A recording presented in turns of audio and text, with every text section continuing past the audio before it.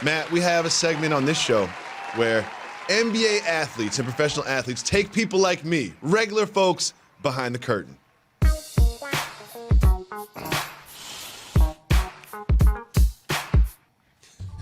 Our colleague Baxter Holmes wrote a very interesting piece about the relationship between NBA players and sleep.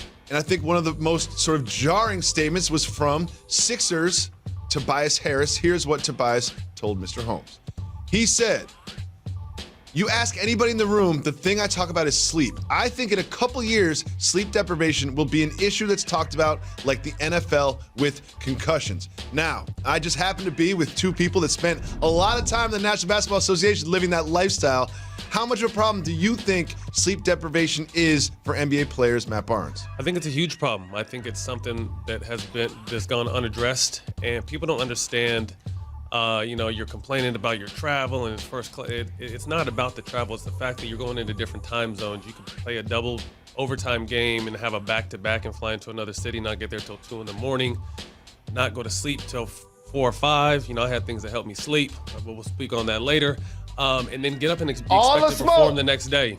All the smoke, but expect to get up and perform the next day. There's no excuses. So, it is really hard to get quality sleep with the rigorous schedule and travel schedule that we have. So I completely understand where he's coming from. Jalen, what do you think? Absolutely. And also, our day is upside down. Yeah. So if you think about it, during the day, you're preparing to play a game that doesn't happen until 7 or 8 p.m. So the game ends 10 or 11 p.m. You do your media obligations, you're taking a shower. You're actually having dinner when you're not traveling at midnight.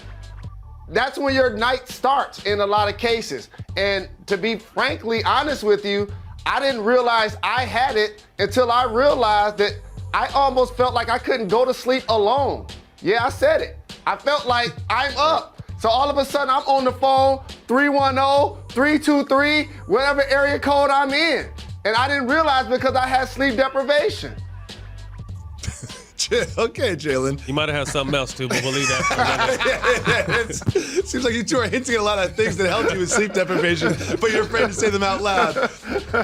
So, here's what I would ask you two for someone like me is, again, I never played professional sports at all. I'm looking at your lifestyle. You're making millions of dollars. You're flying first-class accommodations like I'm flying in coach. And then you check into a luxury hotel, and then you have the shoot around in the morning. And then NBA players also famously take a nap. So how would you explain to someone like me who looks at that schedule and says, you know what, it's not that bad?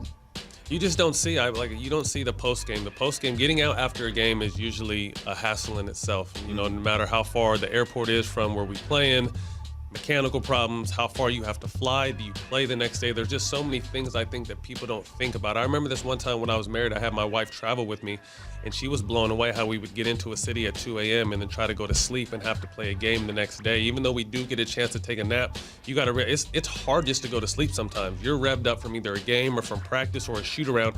It's hard to get your body to go to sleep during the middle of the day, even though we need it for the game at that night. So it's just it's a different schedule, and your body's all about a routine and mechanics and a certain type of schedule, and it's really hard to get a sufficient schedule with the travel there is. I really appreciate you two taking me behind the curtain and our audience behind the curtain on that one. It makes a lot more sense to me now.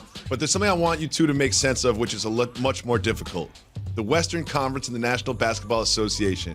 Now, Matt, you've played for the Clippers. You've played for the Lakers. You've also played for the Warriors, the Kings and some other Western Conference teams. But here's my question. Which team right now, do you think is best suited for a long run to get to the NBA Finals in the Western Conference? I think it's the Clippers. I think last year they had a team that bought in. They had no egos, no real superstars driving them. Great coach, great foundation and ownership and management. And then you add two selfless superstars and guys that play both ways. Obviously, Paul's shoulder needs a little bit more rest, but I think you add those two into equation with the team that's already bought in and hungry. I think it's the Clippers West to lose. Jalen? And the depth in the West is awesome this year. We're going to talk a lot about what's happening at the Staples Center, but Utah is going to be in the conversation. Denver was surprising last year. But I want to ask you about the team that you won a championship with. I think people are sleeping on the Golden State Warriors. I think they're going to fall between 6 and 8 and be that squad that nobody wants to play in the first round. I just said that on Get Up. I think for the first time in 5 years, there's no pressure on them. There's no expectations, and people are actually doubting them. Steph is having a chance. I see a little pep in his step. Everyone had to take a step back with KD, including KD. Now with KD gone, Clay gone, Steph is going to really get to show everyone that he can do James Harden-ish things. And when I say that, I mean put those kind of godly numbers up, because he doesn't have to pass to two other great shooters. I think obviously adding D'Angelo Russell, we all know what Draymond can do.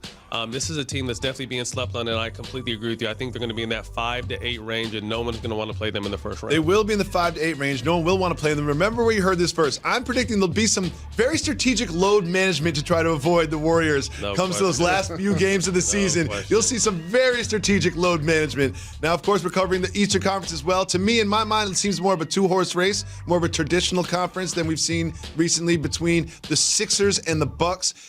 How do you see the Eastern Conference, Matt? I think, like you said, it's a two-horse race. I really like Philly. Although, Antetokounmpo was the MVP, I think losing Brogdon is going to be a major hit. But I just like the talent of Philly. But my question with them is maturity and who's going to be their down the stretch clutch player. I love what, Ben Simmons has been able to play this summer and really get confidence in himself and his game. So I think he's going to have a big year. But who's going to be their player down the stretch? Matt, come playoff time, even great players' weaknesses get exposed. So I'm interested in your opinion about Giannis and Ben Simmons. Will their lack of jump shots ultimately stop their teams from winning the championship? Well, I think we saw that last year, with Giannis. And to me, he won MVP, but he's still it's weird to say that an MVP still has more to prove. And I think he knows he has more to prove. I think we've been saying that. So you see that chip on his shoulder early in the preseason. But I think it's very important, just the way teams play and they're able to sag off and clog the middle up. If you can't really shoot in this game, it hinders you. We're not saying they have to be great knockdown, dead-eye three-point shooters, but they have to be able to be someone that is honored on the offensive end when they don't have the ball. You can't just sag all the way in the paint. Another player that sort of exploded onto the league that doesn't necessarily have the best touch from range is Zion Williamson. And what we've seen from him so early has been so impressive. He's doing the same thing he did at Duke in the NBA.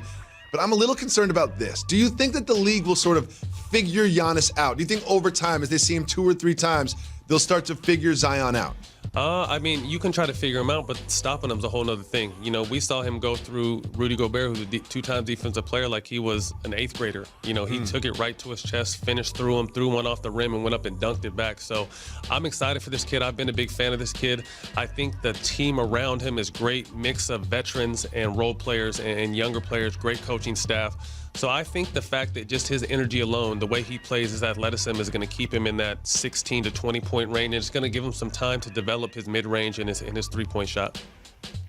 Matt, I've heard players that played a long time, like Robert Parrish comes to mind and Kareem Abdul-Jabbar, who felt like their marijuana use helped with their longevity. We see a lot of states legalize it, and some people try to act like it's a bad thing or whatever, but now the exposure to marijuana is wide open for us to discuss. How much did you smoke, and do you feel like players today are enabled by the ability to be able to smoke while they perform? I was someone that started smoking at 14, to escape the childhood I lived in through high school, through college, through the NBA. And I think it definitely helped with my recovery, my focus, my just overall well-being. And it's unfortunate that it's something that there has to be something to it. If there's so many players doing it, we continue to be penalized and suspended, and some guys losing their career. But on the flip side, they're pumping us full of opioids and Toradol and anything you can imagine to get us back on these fields, but then they want to penalize us for doing something that's natural, that helps us, that sits us down in the house and relaxes us. I've always found it strange, but I'm working with the UCLA on a cannabis research program, hoping through those studies we can bring those to the NFL and the NBA and help change regulations. While you were in the NBA, how would you avoid testing positive? Oh, you guys want all my secrets, huh? Well, I failed twice. You get 3 strikes in the NBA. I was on like 2.75 when I decided to step away. But really just most of the part, you can't really overindulge. I used it as needed, but, also ate clean, stayed in the steam room and drank a lot of water just to kind of continue to flush my body out. A couple other things that I can't really say right now because I don't want to, get anyone that's still playing, looked at a little differently. But those were the main things I did to kind of be able to maintain the lifestyle I needed to, because I wasn't someone that could take opioids used to destroy my stomach. Even a simple Vicodin would give me a stomach ache. So I was someone that only sat out when I was suspended. I played through everything, and cannabis was a big reason for that. Matt Barnes, thank you so much for coming through. Look forward to you showing up on our waves at ESPN, on Showtime, and on the Complex Network, digital network. Thank you so much for coming by. You're welcome to come back anytime.